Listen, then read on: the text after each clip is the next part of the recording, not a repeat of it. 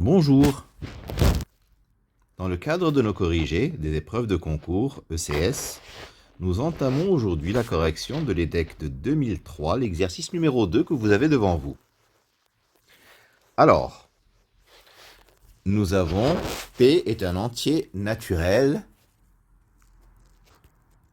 et F continue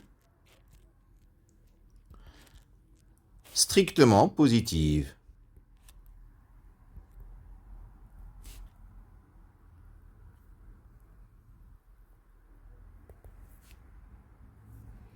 Sur l'intervalle P plus l'infini. De plus, nous avons que l'intégrale de PA plus l'infini de f de t dt converge. Alors, cette intégrale est impropre uniquement en plus l'infini, bien entendu. Pour n supérieur ou égal à p, nous posons Sn égale sigma de k égale p à n df de k. Alors, premièrement, petit a. On nous demande d'utiliser la décroissance de f pour montrer que pour tout entier naturel n supérieur ou égal à p, Sn moins f de p est inférieur ou égal à l'intégrale Sn moins f de p est inférieur ou égal à l'intégrale de p à n de f de t dt. Bien. Alors, intégrale de p à n de f de t dt. Elle vaut sigma par la relation de Schall de k égale p jusqu'à n-1 de intégrale de k à k plus 1 de f de t dt. N'est-ce pas? Or, f est décroissante. Par conséquent, f de t est comprise, puisque t est compris entre k et k plus 1, f de t est comprise entre f de k plus 1 et f de k. Donc, intégrale de k à k plus 1 de f de t dt est comprise entre l'intégrale de k à k plus 1 de f de k plus 1 dt et l'intégrale de k à k plus 1 de f de k dt.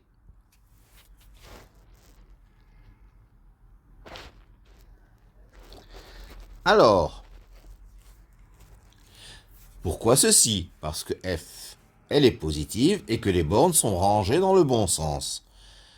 Par conséquent, nous avons que l'intégrale de k à k plus 1 de f de t dt, n'est-ce pas, est comprise entre f de k plus 1 et f de k, parce que si je sors f de k plus 1 de l'intégrale à gauche et f de k de l'intégrale à droite, ben il nous reste directement f de k plus 1, facteur de k plus 1 moins k, c'est-à-dire f de k plus 1 et f de k à droite. Par conséquent, la somme de k égale à 0 jusqu'à n-1, ou plutôt, c'est pas 0, c'est la somme de k égale p jusqu'à n-1 de l'intégrale de k à k plus 1 de f de t dt. Bien entendu, elle est supérieure ou égale à la somme de k égale p jusqu'à n-1 de f de k plus 1. Ou bien, la somme de k égale p plus 1 jusqu'à n de f de k, qui est donc inférieur ou égal à l'intégrale de p à n de f de t dt. Mais le terme de gauche, c'est directement Sn moins f de p, est donc inférieur ou égal à l'intégrale de p à n de f de t dt. Et voilà. Nous avons donc répondu à la question petit a. Petit b, en déduire que la série de termes générale f de n est convergente. Alors, la série de termes générale f de n, c'est donc la série dont la suite des sommes partielles est Sn. Nous avons que Sn est inférieur ou égal à f de p plus intégrale de p à n de f de t dt. D'accord? Alors, nous avons que l'intégrale de p à n de f de t dt est convergente. Par conséquent, ceci est inférieur ou égal à f de p plus l'intégrale de p à plus l'infini de f de t dt, parce que la fonction f est positive. Par conséquent, la suite Sn est majorée.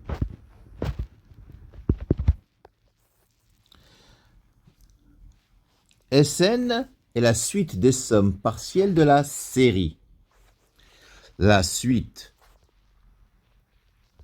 des sommes partielles de la série de termes général f de n, qui est une série à termes positive, est majorée. Donc cette série est convergente.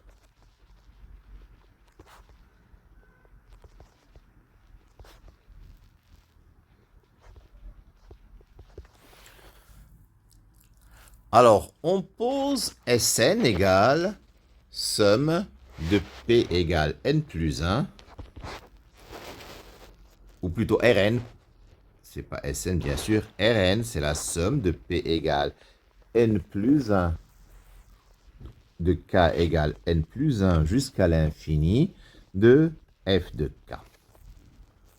Qu'est-ce que c'est que Rn? Rn c'est le reste de la série.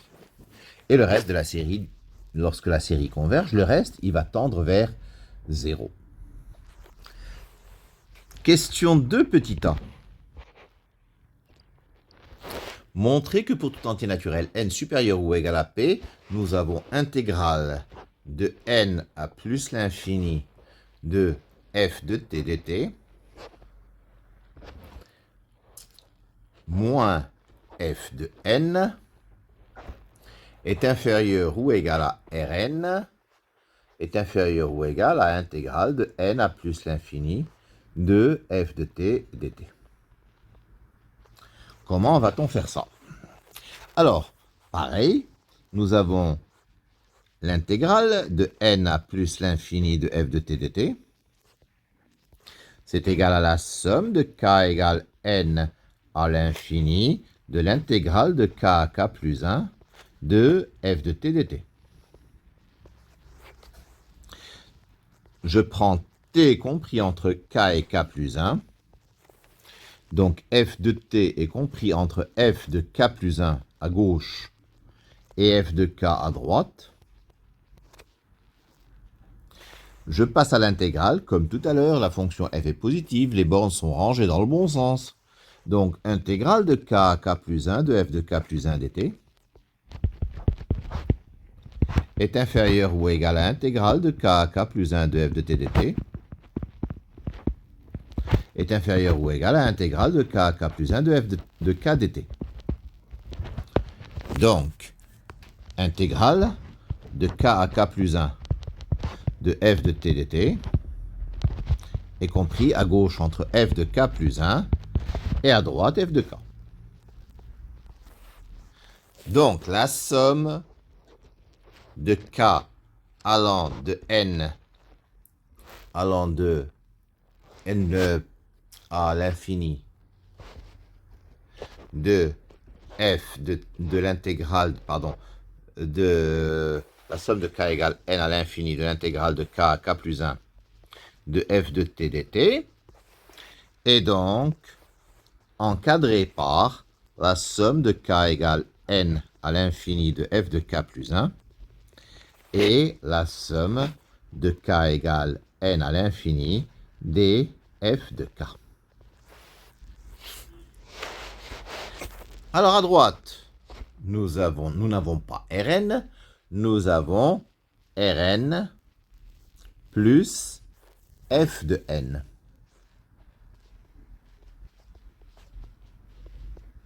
Au milieu, bien entendu, nous avons l'intégrale de n à plus l'infini de f de t dt. Et à gauche, eh bien, nous avons Rn directement, Rn. Donc, je peux dire que Rn, elle est comprise entre, à gauche, intégrale de n à plus l'infini de f de t dt moins f de n. Ben, ça, c'est donc la partie droite de l'inégalité précédente qui nous le donne. Et puis, à droite, c'est la partie gauche qui va nous le donner. C'est intégrale de n à plus l'infini de f de t dt.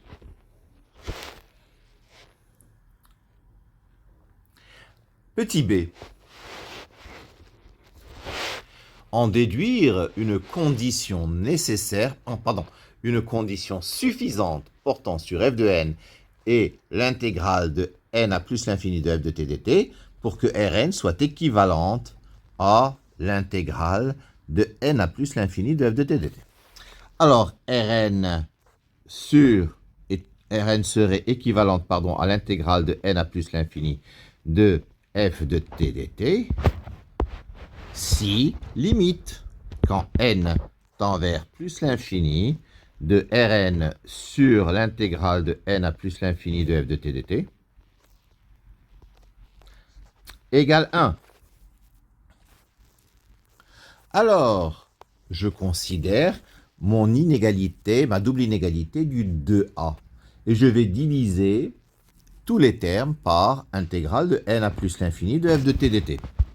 J'aurai donc 1 moins f de n sur intégrale de n à plus l'infini de f de t dt est inférieur ou égal à Rn sur intégrale de n à plus l'infini de f de t dt inférieur ou égal à 1. N'est-ce pas? Donc, pour que je puisse affirmer que la quantité du milieu tend vers 1, il suffirait que f de n sur... Il suffirait donc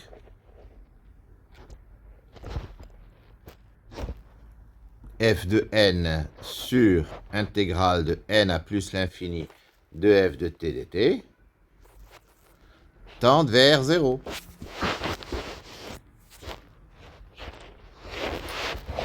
Ceci veut dire que f de n serait donc, en plus l'infini, un petit taux de l'intégrale de n à plus l'infini de f de t dt.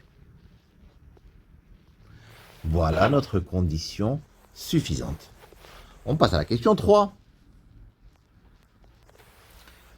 La question 3, dans cette question, donc nous avons un exemple. X supérieur ou égal à 2. Et f de x égale 1 sur x ln de x au carré. Petit a. Montrez que cette fonction vérifie les 4 hypothèses de l'énoncé, ainsi que la condition trouvée à la question 2b. Alors, les 4 conditions de l'énoncé. Première condition, f est continu. F est continu, bien entendu, c'est une fonction usuelle sur 2 plus l'infini. Ça, c'est le premier point. Deuxième point, f est strictement positive. Le x n'a aucun mal à l'être, et ln de x au carré tout autant. Donc f est strictement positive. F est décroissante. F est décroissante. Bon, la fonction x donne x, elle est croissante. X donne ln de x au carré, elle est croissante. Donc, les deux quantités sont positives.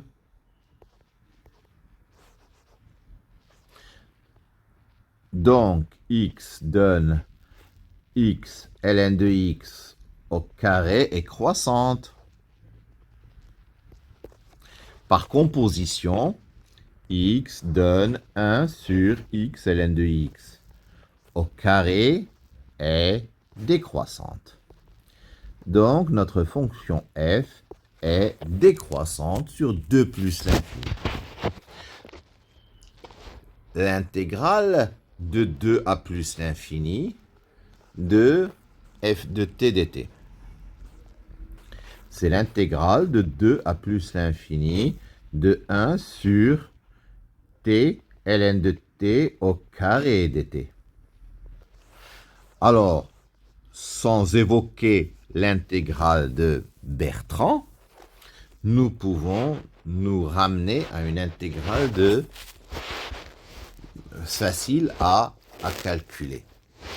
Donc, je vais prendre l'intégrale de 2 à grand X de 1 sur t ln de t au carré dt et effectuer un changement de variable donc sur la fonction 1 sur t ln de t au carré qui est continue. Bien entendu, je vais poser u égale ln de t. du égale 1 sur t dt. J'obtiens donc intégrale de ln de 2 à ln de grand X de du sur u carré.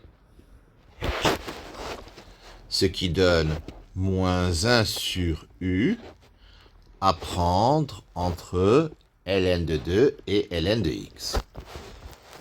Ça fait 1 sur ln de 2 moins 1 sur ln de x qui tend vers 1 sur ln de 2 lorsque grand X tend vers plus l'infini.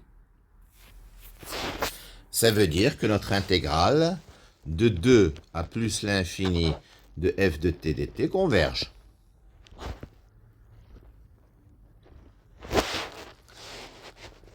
Alors, la dernière condition, est-ce que f de n est un petit taux de l'intégrale de n à plus l'infini?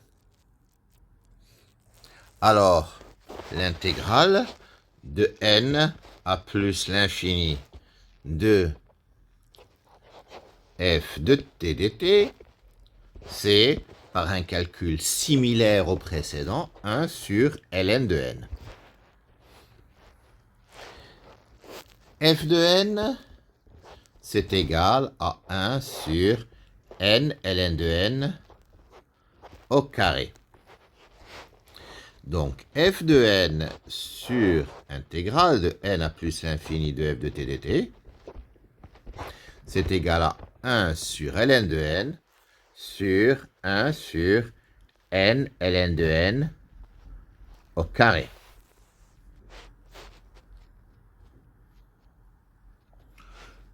Ou plutôt le contraire. Je me suis... Donc, j'ai 1 sur n ln de n au carré sur 1 sur ln de n. Ce qui me donne 1 sur n ln de n qui tend vers 0 quand n tend vers plus l'infini. Ok. Donc, nous avons bien la condition qui est satisfaite que f de n est négligeable devant l'intégrale de n à plus l'infini de f de t dt.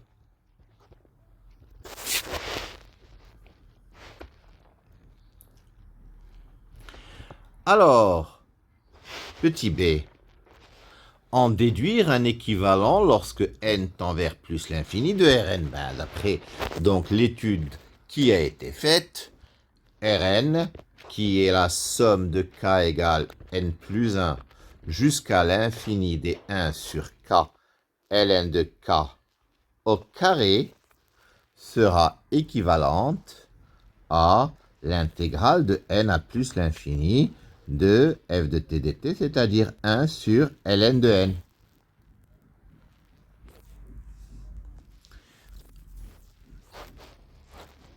Petit c. Donc, ln de n est inférieur à n. Donc, 1 sur ln de n est supérieur à 1 sur n. Donc, la série de termes générale Rn, n'est-ce pas, est divergente parce que son terme général est supérieur à 1 sur n, qui est le terme général d'une série de Riemann divergente, la série harmonique. Car la série de termes général 1 sur n est diverge. Elle diverge. Ça, c'est Riemann, ou bien, en évoquant la série harmonique, nous avons le résultat. Et par comparaison des séries à termes positifs, Rn est divergente. Voilà pour cet exercice 2 de l'EDEC de 2003, un exercice très intéressant de comparaison entre séries et intégrales. Merci de votre attention.